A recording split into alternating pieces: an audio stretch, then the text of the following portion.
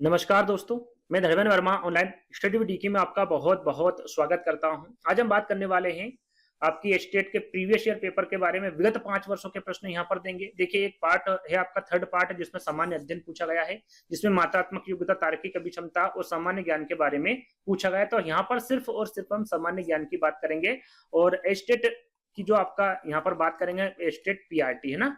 PRT 1 से 5 तक होती है और इसमें जो आपका सामान्य ज्ञान पूछा जाता है वो 10 नंबर का पूछा जाता है, यानी कि 10 प्रश्न आपसे पूछे गए थे। टोटल कितने प्रश्न मिलेंगे आपको यहाँ पर इस वीडियो के माध्यम से? 50 प्रश्न मिलेंगे। इससे पहले भाग 3 में सिर्फ और सिर्फ हम सामान्य ज्ञान की बात करेंगे और यहाँ पर सामान्य ज्ञान कब से शुरू होगा? यहाँ पर 81 से 90 तक, लेकिन टोटल 10 प्रश्न आपको देखने को मिलेंगे। तो शुरुआत करते हैं। शुरुआत करने से पहले यदि आपको वीडियो अच्छा लगे तो आपको क्या करना है? वीडियो को लाइक करना है, शेयर करना है और चैनल को सब्सक्राइब कर लेना है। तो शुरुआत करते हैं। आपका पहला प्रश्न ये रहा और ये पेपर कौन सा होगा? आपका 2018 का होगा। कौन सा? 2018 का पहला प्रश्न आपका सामान्य अध्ययन का कि पानीपत में 1857 की क्रांति का नेता कौन था? पानीपत में 1857 की क्रांति का नेता पूछा गया है। डायरेक्टली आंसर बताऊंगा, चारों विकल्पों को मैं यहाँ पर नहीं पढ़ूंगा। तो वो होंगे आपके इमाम अली कलंदर। ये आपके पानीपत में 1857 की क्रांति के नेता थे। पहला वाला विकल्प आपका करेक्ट होगा। दूसरा प्रश्न है, पंचकुला जिले में कितने वन्यजीव अभ्यारण्य है? यहाँ पर टोटल पूछा गया है कि पंचकुला जो जिला है उसमें कितने वन्यजीव अभ्यारण्य है? तो वो होंगे आपके 2। कितने? 2। पहला होगा खोलहाय रेटन वन्यजीव अभ्यारण्य और दूसरा होगा वीर शिकारगाह वन्यजीव अभ्यारण्य है ना। ये 2 पंचकुला जिले में वन्यजीव अभ्यारण्य है। अगला प्रश्न, उस समूह को चिन्हित आपको करना है जिसके समस्त शहर मेट्रो परियोजना से जुड़े हैं। मेट्रो परियोजना से कौन कौन से शहर जुड़े हुए हैं हरियाणा में, वो आपको यहाँ पर बताना है। राइट आंसर आपका क्या होगा? वो आपका गुरुग्राम होगा, फरीदाबाद होगा और बहादुरगढ़ होगा। ये तीनों जो शहर है ये मेट्रो परियोजना से जुड़े हुए हैं। तो तीसरा वाला विकल्प आपका करेक्ट होगा। चलिए, अगला प्रश्न, 2001 से 2011 के मध्य जो हरियाणा की 10 की जनसंख्या वृद्धि है उसके बारे में बताना। भाई कितनी है 10 की जनसंख्या वृद्धि कितनी हुई है 2001 से 2011 के बीच में? तो वो जो 10 की जनसंख्या वृद्धि हुई है वो हुई आपकी 19.9%। कितना हुआ है? 19.9%। फोर्थ वाला विकल्प आपका करेक्ट होगा। योध्याई गण की राजधानी कौन सी थी? इसके बारे में पूछा गया। योध्याई गण की राजधानी के बारे में पूछा गया है और राइट आंसर आपका क्या होगा? वो रोहतक होगा। क्या होगा? रोहतक। पहला वाला विकल्प आपका करेक्ट होगा। हरियाणा केसरी के रूप में कौन जाना जाता है? हरियाणा केसरी के रूप में पूछा गया है, कौन जाना जाता है? तो ये पंडित नेकीराम जाने जाते। कौन? पंडित नेकीराम। तीसरा वाला विकल्प आपका करेक्ट होगा। महाराणा प्रताप बागवानी विश्वविद्यालय स्थित है। यहाँ पर जो महाराणा प्रताप बागवानी विश्वविद्यालय है ये कहां पर स्थित है? ये पूछा गया है। राइट आंसर होगा ये करनाल जिले में स्थित है। कहां पर? करनाल जिले में है ना। फोर्थ वाला विकल्प आपका सही होगा। अगला प्रश्न है, नीरज चोपड़ा। अब नीरज चोपड़ा को कौन नहीं जानता है? जब भी जीतते हैं स्वर्ण पदक ही जीतते हैं ना, सभी को इनके बारे में पता है। नीरज चोपड़ा ने एशियाई खेल 2018 में स्वर्ण पदक जीता था। वहां किस खेल से संबंधित है? सभी को पता है। सरल सा प्रश्न है। ये किससे संबंधित है? जेवलिन थ्रो है ना। इससे जेवलिन थ्रो से संबंधित। पहला वाला विकल्प आपका सही होगा। निम्नलिखित में से कौन सा सम्मिलित नहीं है? देखिए, झील से संबंधित ये प्रश्न पूछा गया है। चाहे आप 2018 का पेपर ले लीजिए, 19 का ले लीजिए, 20 का, 21 का, 22 का, एक एक करके मैं बताऊंगा। सभी में झील से संबंधित प्रश्न पूछा गया है और वो भी सम्मिलित करते समय, यानी कि इसी प्रकार से प्रश्न पूछा गया है। तो एक वीडियो अलग से मैं ला दूंगा जिसमें सभी झील आपको मिल जाएगी हरियाणा की, है ना। तो यहाँ पर कौन सा जो विकल्प है वो सम्मिलित नहीं है, इसके बारे में पूछा गया है। तो यहाँ पर आपका सही आंसर होगा चंदलाई झील। देखिए, यहाँ पर जो बड़झल झील है याद रखिएगा ये फरीदाबाद में है। खलीलपुर झील ये गुरुग्राम में है। कर्ण झील ये करनाल में है। लेकिन जो चंदलाई झील है ये झंझर में नहीं। कहां पर? झंझर में नहीं। ये कहां पर है? जयपुर में है। कहां पर है? जयपुर में है। और यहाँ पर कौन सा सम्मिलित नहीं है ये पूछा गया था। तो तीसरा वाला विकल्प आपका करेक्ट होगा। ये तीनों जरूर याद कर लीजिएगा, है ना। याद रखिएगा, बड़झल झील फरीदाबाद में है, खलीलपुर झील गुरुग्राम में है और कर्ण झील करनाल में है ना। तो यहाँ पर तीसरा वाला विकल्प आपका करेक्ट होगा। चलिए, यहाँ पर अंतिम प्रश्न है 2018 का आपका कि हरियाणा में कितने प्रशासनिक उपखंड? प्रशासनिक उपखंड पूछा गया है। तो यहाँ पर सही आंसर होगा 73। कितने हैं हरियाणा में प्रशासनिक उपखंड? 73 है। तो ये रहा आपका 2018 का पेपर, है ना। अब 19 की बात करते हैं। ये रहा आपका 19 का पेपर। 2019 का ये पेपर है आपका, यहाँ लिख देता हूं मैं, है ना। और इसमें प्रश्न पूछा गया था आपका पहला, तिल यार झील कहाँ स्थित है? देखिए इस डायरेक्टली पूछा गया है, लेकिन जो सही जोड़ी मिलान है या फिर कौन सा सुमिलित नहीं, इस प्रकार से प्रश्न भी आगे आपसे पूछा जाएगा। तिल यार झील के बारे में पूछा गया है, कहां पर स्थित है? गुरुग्राम में, रोहतक में, जिंद में या फिर फरीदाबाद में? तो आपका सही आंसर क्या होगा? यह रोहतक में स्थित है आपकी तिल यार झील, है ना। तो सेकंड वाला विकल्प आपका सही होगा। अगला प्रश्न है आपका कि हरियाणा साहित्य अकादमी की पत्रिका है, जो हरियाणा साहित्य अकादमी की पत्रिका, ये हरिगंधा है, कौन सी है इसके बारे में पूछा गया है। तो इसका करेक्ट आंसर क्या होगा आपका? हरिगंधा। हरियाणा साहित्य अकादमी की पत्रिका कौन सी होगी आपकी? हरिगंधा होगी। चलिए अगला प्रश्न है, अभी हाल ही में तिरुपति बालाजी मंदिर कहाँ बनाया गया था? ये 2018 की बात है, 2019 की बात है ना। अभी हाल ही में तिरुपति बालाजी मंदिर कहाँ पर बनाया गया था? तो राइट आंसर आपका क्या होगा? कुरुक्षेत्र में। कहां पर? कुरुक्षेत्र में बनाया गया था। चलिए अगला प्रश्न है आपका, नाहर वन्यजीव अभ्यारण्य कहाँ स्थित है? नाहर वन्यजीव अभ्यारण्य, देखिए वन्यजीव अभ्यारण्य से भी प्रश्न आपके हर साल पूछे गए हैं, तो इस पर भी एक वीडियो बना दूंगा, है ना। वीडियो को सभी को देखना है, शेयर करना है, जो भी स्टेट की तैयारी कर रहे हैं उनका भी यहाँ पर फायदा हो जाएगा, उनको भी पता चल जाएगा किस प्रकार के स्टेट में प्रश्न पूछे जाते हैं। तो नाहर वन्यजीव अभ्यारण्य ये कहाँ पर स्थित है? तो ये आपकी रेवाड़ी में स्थित है। कहां पर? रेवाड़ी में स्थित है। साहिब नदी निम्नलिखित में से किस जिले में नहीं बहती है? हर बार प्रश्न को ध्यान से पढ़ना है ना। यहाँ पर नेगेटिव और पॉजिटिव का ध्यान रखना है। साहिब नदी किस जिले में नहीं बहती है, इसके बारे में पूछा गया है। तो रोहतक जिले में नहीं बहती है साहिबी नदी, है ना। रेवाड़ी, झंझर और गुरुग्राम, इन तीनों जिलों में बहती है आपकी साहिबी नदी, रोहतक में नहीं बहती है। चलिए अगला प्रश्न है, हरियाणा के प्रथम गैर कांग्रेसी मुख्यमंत्री के बारे में पूछा गया है कि हरियाणा के प्रथम गैर कांग्रेसी मुख्यमंत्री कौन थे? राइट आंसर आपका होगा यहाँ पर राव बीरेंद्र सिंह, है ना। राव बीरेंद्र सिंह ये क्या? प्रथम गैर कांग्रेसी मुख्यमंत्री थे हरियाणा के। तीसरा वाला विकल्प आपका करेक्ट होगा। अगला प्रश्न, हरियाणा के 13वीं विधानसभा के अध्यक्ष कौन थे? 13वीं विधानसभा के अध्यक्ष पूछा गया है, और राइट आंसर आपका होगा कंवरपाल। कौन थे ये? 13वीं विधानसभा के अध्यक्ष थे आपके कंवरपाल। तो सेकंड वाला विकल्प आपका करेक्ट होगा। चलिए अगला प्रश्न है, सुल्तानपुर नेशनल पार्क के बारे में यहाँ पर दो विकल्प दिए हुए हैं, उन पर विचार करना है और बताना है कि इनमें से कौन सा कथन सत्य है ना। सत्य कथन बताना है सुल्तानपुर नेशनल पार्क के बारे में। इसे वर्ष 1991 में राष्ट्रीय उद्यान के रूप में क्रमोन्नत किया गया था। तो बिल्कुल करेक्ट है आपका पहला विकल्प। इसे 1991 में राष्ट्रीय उद्यान के रूप में क्रमोन्नत किया गया था, बिल्कुल करेक्ट है। दूसरा विकल्प है आपका, यह अपने प्रवासी पक्षियों के लिए प्रसिद्ध है। बिल्कुल, जो सुल्तानपुर नेशनल पार्क है ये अपने प्रवासी पक्षियों के लिए ही प्रसिद्ध है, यानी कि ए और बी दोनों ही सही है। अब कौन से विकल्प में यह देखना है, ये देखिए फोर्थ वाले विकल्प में लिखा हुआ कि ए और बी दोनों सत्य है, यानी कि फोर्थ आपका करेक्ट होगा। चलिए अगला प्रश्न है, यहां पर भी देखिए आपको सुमिलित करना है, और एक तरफ स्मारक दे रखा हुआ है और एक तरफ स्थान दे रखा हुआ है, लेकिन यहाँ पर कूट में आपको आंसर देना है कि विकल्प इस प्रकार से होंगे, है ना। इसमें आपको आंसर देना है तो कौन सा स्मारक कहां पर स्थित है, इस प्रकार से आपको सम्मिलित करना है। तो शेख चिल्ली का जो मकबरा है ये कहां पर स्थित है? तो बिल्कुल ये थानेसर में। कहां पर है?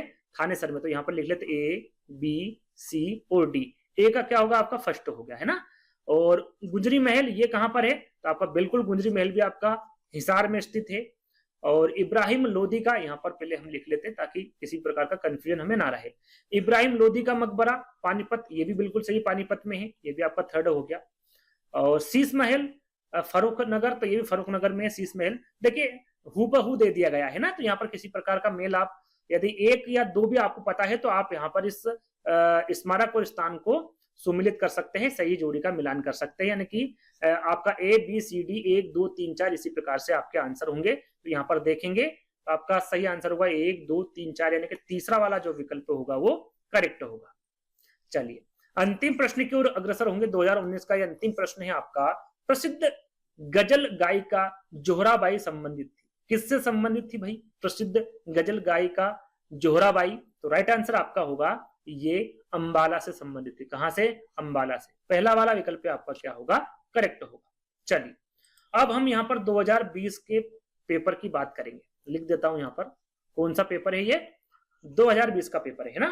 और ये 2020 का पहले पेपर का पहला प्रश्न रहा, 2019 में संपन्न हुए विधानसभा चुनाव में प्रत्याशी या फिर उम्मीदवार के लिए व्यय की अधिकतम सीमा थी। यहाँ पर व्यय की, यदि ये चुनाव होते हैं, जैसे कि विधानसभा चुनाव हुए थे 2019 में, उसमें जो उम्मीदवार खड़ा होता है उसके लिए कितना वो खर्च कर सकता है अधिक से अधिक पैसे, उसके बारे में यहाँ पर पूछा गया था। राइट आंसर होगा 28 लाख, है ना। ज्यादा से ज्यादा वो कितने लाख रुपए खर्च कर सकता है? 28 लाख रुपए खर्च कर सकता है। तीसरा वाला विकल्प आपका करेक्ट होगा। दूसरा प्रश्न, किस वर्ष हरियाणा विधानसभा की अधिकतम कुल संख्या 90 की गई थी? यहाँ पर देखिए, हरियाणा की जो विधानसभा है उसकी अधिकतम कुल संख्या 90 की गई थी। कब की गई थी इसके बारे में पूछा गया, किस वर्ष की गई थी? तो ये आपकी की गई थी 1977 में। कब? 1977 में।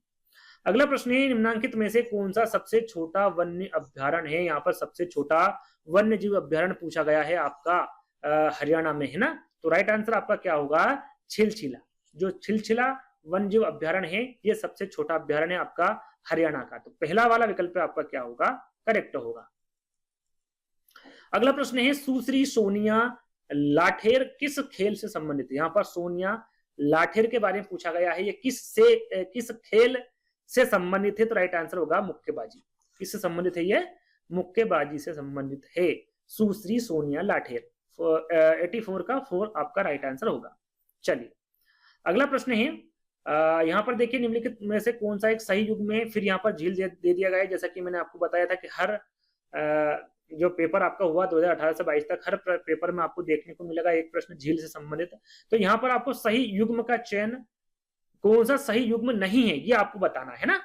तो हम नीचे से चलते हैं। बड़खल झील मैंने आपको बताया था 2018 के पेपर में, फरीदाबाद बिल्कुल करेक्ट है। तिलियार झील, इसके बारे में भी प्रश्न पूछा गया था आपके 2019 में पूछा गया था, है ना, कि ये कहां पर स्थित है? सीधा सीधा विकल्प था रोहतक, ये भी आपका सही है। दमदला झील, इसके बारे में नहीं आया था अभी तक विकल्प में, लेकिन दमदला झील भी कहां पर है? आपके गुरुग्राम में स्थित है। सूरजकुंड झील, जो सूरजकुंड झील है ये आपकी कुरुक्षेत्र में स्थित नहीं है, ये भी आपकी बड़झल झील जहां पर है फरीदाबाद, कहां पर है?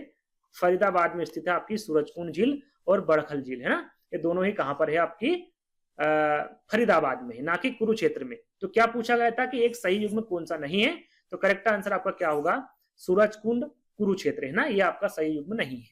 चलिए अगला प्रश्न है, स्वतंत्रता सेनानी नवाब अहमद अली खां हरियाणा के किस शहर से संबंधित थे? यहाँ पर स्वतंत्रता सेनानी के बारे में पूछा गया है, और किसके बारे में पूछा गया है? नवाब अहमद अली खां, जो कि हरियाणा के रहने वाले थे। अब ये किस शहर से हैं या फिर किस शहर से संबंधित थे? तो राइट आंसर आपका होगा ये फर्रुख नगर से। कहां से? फर्रुख नगर से, इनसे, यहाँ जो शहर है इनसे ये संबंधित थे। तो फोर्थ वाला विकल्प आपका करेक्ट होगा। अगला प्रश्न है, हरियाणा का निम्नलिखित में से वो कौन सा जिला है जो अपनी सीमा किसी अन्य राज्य के साथ साझा नहीं करता है? वो कौन सा जिला है इसके बारे में आपको बताना है। गुरुग्राम, पलवल, जिंद, ये तीनों जिले ऐसे हैं जो किसी न किसी राज्य के साथ साझा करते हैं, लेकिन जो चरखी दादरी है ये एक ऐसा राज्य है जो किसी भी प्रकार से, यानी किसी भी राज्य के साथ साझा नहीं करता। चरखी दादरी जिला, है ना। तो फोर्थ वाला विकल्प आपका क्या होगा? करेक्ट होगा। चलिए अगला प्रश्न है, हरियाणा के नवगठित छठे राज्य वित्त आयोग के सदस्य सचिव कौन हैं? यहाँ पर हरियाणा के नवगठित छठे राज्य वित्त आयोग के सदस्य के बारे में पूछा गया था, और ये 2020 में पूछा गया था, है ना। 2022 या 23 में नहीं पूछा गया था, सीधे 2020 का ये प्रश्न पूछा गया था। और राइट आंसर क्या होगा आपका? विकास गुप्ता, है ना। जो नवगठित छठे राज्य वित्त आयोग के सदस्य सचिव कौन होंगे? विकास गुप्ता होंगे, है ना। अगला प्रश्न, मनोहर ज्योति योजना संबंधित है। यहाँ पर जो मनोहर ज्योति योजना है ये किससे संबंधित है? इन चारों विकल्पों में से आपको बताना है। तो यहाँ पर आपका करेक्ट आंसर होगा, ये होगी आपकी जरूरतमंद घरों को एक लघु सौर ऊर्जा प्रणाली उपलब्ध करवाए जाने से मनोहर ज्योति योजना संबंधित रखती है आपकी। तो यहाँ पर जो सेकंड वाला विकल्प होगा ये करेक्ट होगा, जरूरतमंद घरों को एक लघु सौर ऊर्जा प्रणाली उपलब्ध करवाए जाने से संबंधित होगी मनोहर ज्योति योजना। सेकंड वाला विकल्प आपका करेक्ट होगा। ये अंतिम प्रश्न है आपका 2020 के पेपर का। द्रोणाचार्य पुरस्कार 2020 के लिए हरियाणा के निम्नलिखित में से किस प्रशिक्षक को चुना गया था? 2020 में पूछा गया है द्रोणाचार्य पुरस्कार 2020 में हरियाणा के इन चारों विकल्पों में से किस प्रशिक्षक को चुना गया था? तो राइट आंसर होगा कृष्ण कुमार हुड्डा को। किसको चुना गया था 2020 में द्रोणाचार्य पुरस्कार के लिए? कृष्ण कुमार हुड्डा को चुना गया था। फोर्थ वाला विकल्प आपका करेक्ट होगा। चलिए अब हम बात करेंगे 2021 के पेपर की, और ये जो पेपर होगा आपका 2021 का पेपर होगा, है ना। तो 2021 का पहला प्रश्न है आपका, हरियाणा का निम्नलिखित में से कौन सा शहर राष्ट्रीय राजधानी क्षेत्र का हिस्सा नहीं है। यहाँ पर हरियाणा का वो कौन सा शहर है जो राष्ट्रीय राजधानी क्षेत्र का हिस्सा नहीं है। हर बार प्रश्नों को ध्यान से पढ़ना है। राइट आंसर आपका होगा हिसार। जो हिसार है ये जो शहर है राष्ट्रीय राजधानी क्षेत्र का हिस्सा नहीं है। चलिए अगला प्रश्न है, हरियाणा की 14वीं विधानसभा के विपक्ष के नेता कौन थे। यहाँ पर देखिए 14वीं विधानसभा विपक्ष के नेता के बारे में पूछा गया है, और वो थे आपके श्री भूपिंदर सिंह हुड्डा, है ना। कौन थे? भूपिंदर सिंह हुड्डा। ये आपके हरियाणा के 14वीं विधानसभा विपक्ष के नेता थे। सेकंड वाला विकल्प आपका करेक्ट होगा। चलिए अगला प्रश्न है, नाथ संप्रदाय के साधु बाबा चतुरंगी नाथ या फिर चौरंगी नाथ जाने जाते थे, किससे जाने जाते थे? सिद्ध पुरुष थे या क्या थे ये, इसके बारे में पूछा गया है। तो यह क्या थे? पूर्ण भगत के नाम से इनको जाना जाता था। नाथ संप्रदाय के साधु बाबा चतुरंगी नाथ या फिर इनको चौरंगी नाथ भी कहा जाता था, ये पूर्ण भगत के नाम से जाने जाते थे, है ना। तो सेकंड वाला विकल्प यहाँ पर भी आपका करेक्ट होगा। चलिए अगला प्रश्न है, वह खिलाड़ी के बारे में आपको बताना है जिसने टोक्यो ओलंपिक 2020 में कुश्ती में रजत पदक जीता था। रजत पदक जीतने वाले कौन थे टोक्यो ओलंपिक 2020 में? तो वो थे आपके रवि कुमार दहिया। कौन थे? रवि कुमार दहिया। इन्होंने टोक्यो ओलंपिक 2020 में कुश्ती में क्या जीता था? रजत पदक जीता था। तो सेकंड वाला विकल्प आपका करेक्ट होगा। चलिए अगला प्रश्न है, निम्नलिखित में से किसने अधिकतम अवधि तक हरियाणा के मुख्यमंत्री के रूप में काम किया, यानी कि सबसे ज्यादा मुख्यमंत्री कौन रहे, ये आपको बताना है इन चारों विकल्पों में से।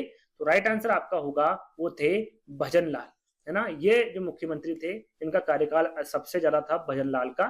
तो सेकंड वाला विकल्प आपका क्या होगा? करेक्ट होगा। चलिए अगला प्रश्न है, निम्नलिखित कथनों पर आपको विचार करना है, ध्यानपूर्वक पढ़ना है और सही विकल्प का चयन करना है, वो भी कूट में, है ना, कि कौन सा सही होगा। तो देखिए पहला विकल्प है आपका कि भिवानी क्षेत्रफल की दृष्टि से सबसे बड़ा जिला। तो देखिए क्षेत्रफल की दृष्टि से भिवानी जिला सबसे बड़ा जिला नहीं है। कौन सा है आपका सबसे बड़ा जिला क्षेत्रफल की दृष्टि से? तो वह है सिरसा। कौन सा है?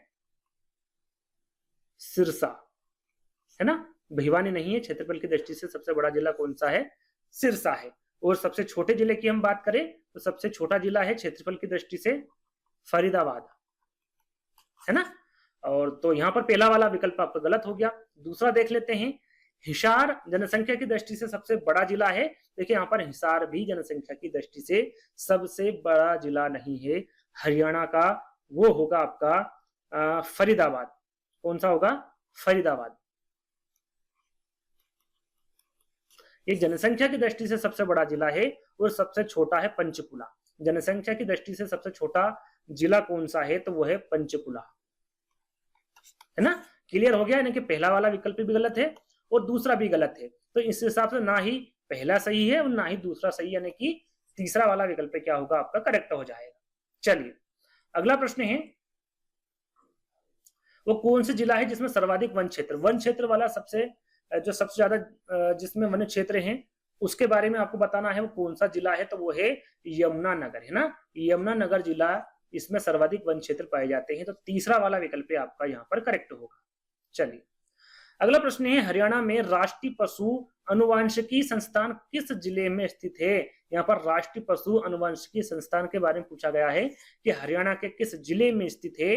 राइट आंसर आपका होगा ये करनाल में है। कहां पर है? राष्ट्रीय पशु अनुवांशिकी संस्थान ये करनाल जिले में स्थित है। सेकंड वाला विकल्प आपका करेक्ट होगा। अगला प्रश्न, यहाँ पर देखिए एक तरफ मंडल दिए हुए हैं, एक तरफ जिला, है ना। कौन सा मंडल किस जिले में स्थित है?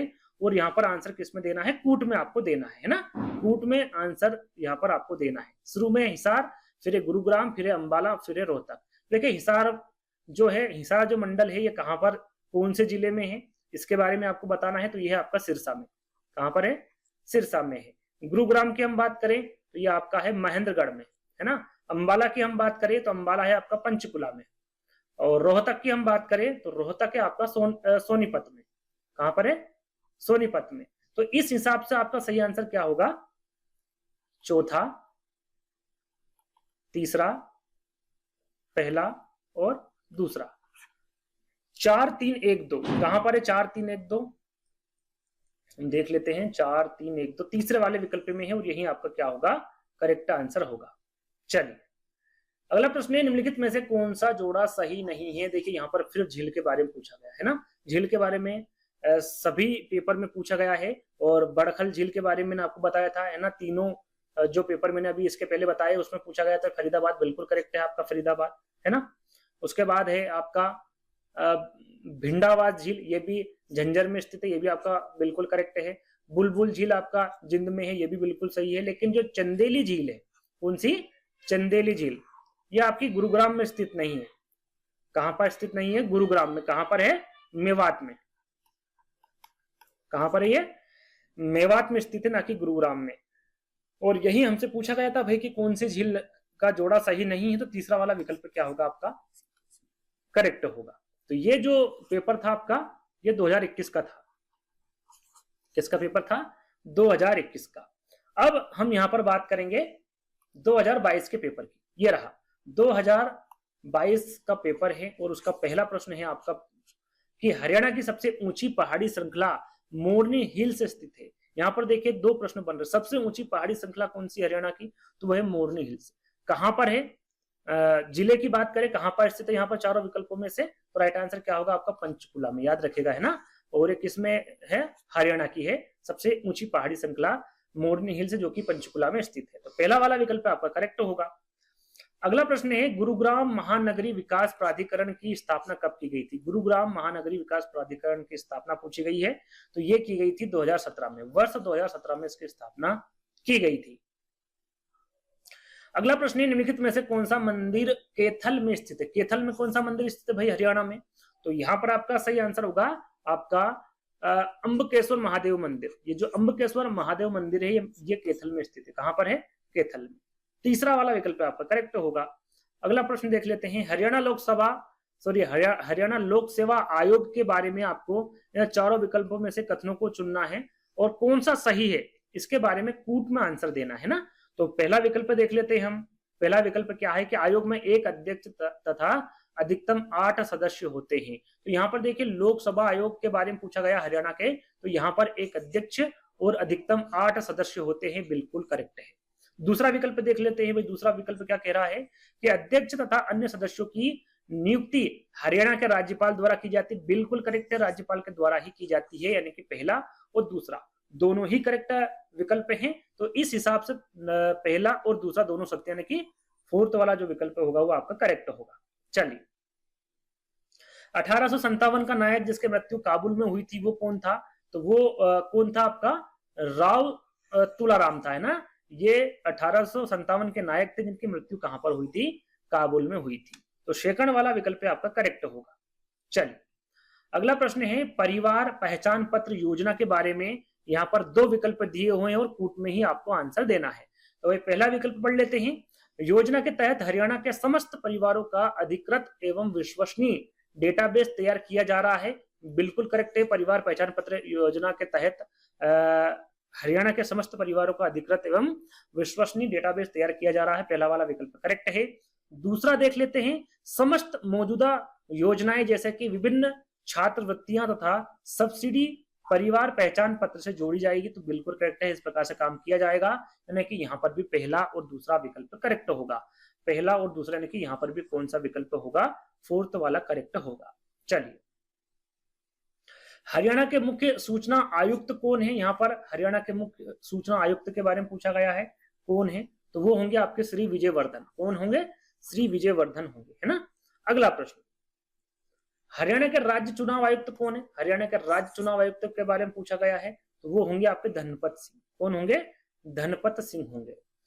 खोड़िया नृत्य हरियाणा के किस अवसर पर किया जाता है, खोड़िया नृत्य हरियाणा के किस अवसर पर किया जाता है, राइट आंसर होगा शादी के अवसर पर। जो खोड़िया नृत्य है ये हरियाणा में शादी के अवसर पर किया जाता है, सेकंड वाला विकल्प आपका करेक्ट होगा, कि यहीं पर आपके 50% समाप्त हो जाएंगे। केंद्रीय भेड़ प्रजनन फार्म स्थित है, केंद्रीय भेड़ प्रजनन फार्म कहां पर स्थित है, तो ये आपका हिसार में स्थित है। कहां पर, हिसार में स्थित है केंद्रीय भेड़ प्रजनन फार्म। तो यहाँ पर आज के आपके 50 प्रश्न समाप्त हुए, जो कि सामान्य अध्ययन में पूछे गए थे 2018, 19, 20, 21 और 22 में। तो आज का वीडियो आपको कैसा लगा? अच्छा लगे तो वीडियो को लाइक करना है, शेयर करना है, चैनल को सब्सक्राइब कर लेना है। जल्द ही दोस्तों इसके अगले पार्ट में मिलेंगे, जब तक के लिए धन्यवाद।